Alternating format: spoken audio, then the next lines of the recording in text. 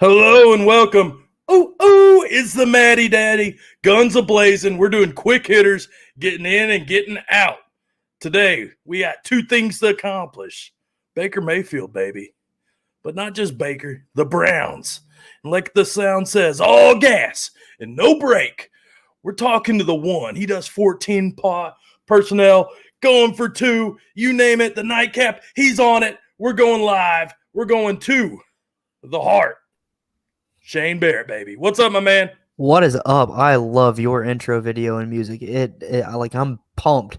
I got a head cold from allergies right now, but I could run through a brick wall because of that intro video. Grab a beer and let's go. Let's go, dude. This is quick hitters, and this is a guy that everybody's questioning, man. Everybody wants to know. I asked you earlier today. I was like, hit me with some yum-yums. Hit me with some gaga. And you said, let's go to the bakery and let's get Baker Mayfield. Yes, sir. So, dude, Baker Mayfield, he's one of those that shows these flashes. Just the Browns in general show flashes. So let's kind of take it back a little bit and let's talk Baker last year. Kind of tell me about what happened, maybe what went wrong, just the whole situation. Yeah, so he finished his QB 18 last year. And honestly, like he had 3 games that were all played in Cleveland back to back, where they were playing in a monsoon, basically. Oh. Like in the middle of a hurricane in the middle of Cleveland, Ohio. So the weather conditions were absolutely garbage. And I think he maybe scored single digits in all 3 of those games. And then he had a 4th game where he played the Steelers. I think it was earlier in the season, and he didn't do as well. Other than that, he actually had a really good year, I thought. And QB 18, I mean, that's an average QB. It's QB2. But if you go back and look at it, if he had scored 1 touchdown in either the Steelers game or the 3 games in the monsoon, I think he would have been like QB 14, I think. Ooh, that's a big jump, dude. Yeah, it was a very tight margin between like QBs 14 and I think 20. And Baker was right there in the middle of all those. So if you take out one of those bad games in that monsoon, Baker's a borderline QB1. So what we had was a solid QB2. He had some weeks where he kind of dumped on you, but he had those QB1 weeks as well. Well, after the 3 monsoon games, he turned it on. And you kind of saw it coming in the beginning of the season because that was like right in the middle of the season. But in the beginning, you were like, okay, he's kind of putting it together. It's not what he was drafted for as a number 1 overall pick. Right. But you saw it kind of coming together, getting comfortable in the offense. Then you've got the 3 monsoon games. And then it's like, oh, shit, Baker's on fire. Like I would have taken Baker over a lot of people at the end of the season last year because he was cooking. He was baking, if you will.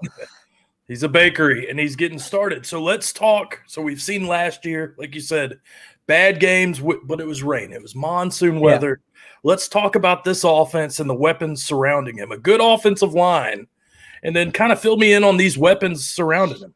Yeah. So everyone knows Kareem Hunt, Nick Chubb, Odell, Landry, and Hooper. They're going to run the ball a lot in this offense. But I think that actually helps Baker because it allows him to be efficient and accurate, which is something that he actually is. A lot of people, I feel like, especially I'm a Browns fan, so a lot of people outside of Browns fandom are judging Baker on the year that he had in 2019 when Freddie Kitchens was his head coach. Freddie Kitchens was not ready to be a head coach. Their offensive line that year was garbage. I could have sacked Baker Mayfield that year because that's how bad their O-line was. They've got all their weapons. They've got Odell coming back. They've got Donovan Peoples-Jones and Anthony Schwartz, 2 guys that aren't on this list right here, that I feel like they've got a complete offense.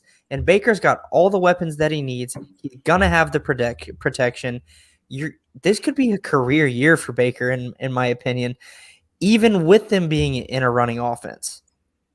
And I think him being comfortable in the system for 1 more year too is going to be huge for him. Like you saw it towards the end of last year. He figured out the system. Stefanski figured out Baker, and they were meshing and jiving. So I think as you go into a second year, where I think it's the only year that he's had the same coordinator and same head coach in his career, look out. That's all I got. That's what I'm saying.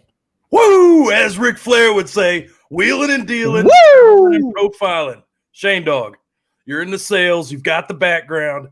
It's time to talk numbers. Let's turn the hats on backwards. That's right. Let's hit them with it, man. I'm going to put you deal or no deal. You tell me if you're doing this. Let's go first to Philly. This guy caught fire end of the year. We've heard the ups and the downs. He's kind of everywhere across the board in rankings. So let's go Baker and Jalen. Man, it hurts. Whew, this one really hurts. Pun definitely intended. I love both of these guys. Baker is one of my favorite players in the NFL. I'm an Auburn fan, so you would think that I hate Jalen Hurts, but I don't. He is a good kid and a good young man.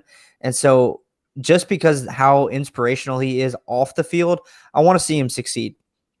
I think because of his, so back into fantasy now, though, I think just because of his rushing floor that you're going to get with him, I would take Hurts over Baker just because of that.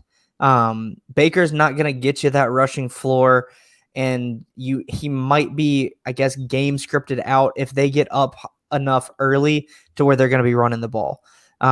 Hurts, I think, is going to just naturally have a lot of volume this year because I don't know how good Philly's going to be. Right. So they're going to be passing a lot. He's going to be running a lot. I would take Hurts over Mayfield here, no matter how much that hurts. Dynasty? Would you still take the gamble on Hurts? I would probably not, honestly. Okay. I think I might need a little bit more just to secure the value, I think. Because I think Baker's long term is gonna be around a QB1, QB2. He's the next Kirk Cousins. He could be the next Ryan Tannehill even. I think I like Baker's upside with that kind of in mind. So what we got here is Dynasty, you're going Baker. But in redraft, because of that dog shit defense, you're going to go with Hurts. Not as much risk as Dynasty if you're playing redraft. Yeah. But talking Dynasty, man, everybody's got the hype for the rookie drafts, the new. So let's talk new here. Let's talk Baker Mayfield or Mac Jones, the new savior for New England, and Will Fuller, Tua's next deep threat. So kind of fill me in on your thoughts here if you're the Baker owner or you're going to get Baker. Yeah, if I'm going to get Baker and someone offers me this, I'm smashing it. I want Baker in this trade offer. I think Mac Jones is going to be okay. I think he landed in a pretty good spot for him. He's got that winning mentality and pedigree from Alabama. He landed with Bill Belichick. So I think even if he doesn't start off strong, Mac's going to be – he'll be okay. He'll be average, I think, throughout his career. My biggest concern with Fuller is he's either healthy or he's on drugs and suspended. So you don't know what you're going to get. I actually made the joke when that Miami signed him that they got a discount for him, and I was like, no, they didn't. They paid him for what the 8 games that he's going to play each year. So I want Baker on this side of the trade. If you're trying to go acquire Baker, I think this might get it done because you are getting a starting QB, especially in Dynasty, a starting QB and a wide receiver that has wide receiver 1 upside. I personally just don't trust the health of Will Fuller, and I don't know if Mac Jones will be a better quarterback than Baker, so I want Baker here. All right. So we've got Baker in Dynasty. It's pretty locked and loaded. Before we get out of here, hit me with your outcome, your ranking for this guy going into this year, where you see him finishing.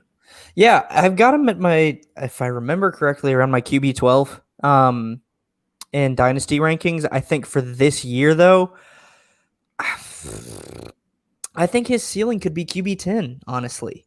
And that's pretty ballsy, I know, but again, he was almost QB 14 last year with 1 touchdown.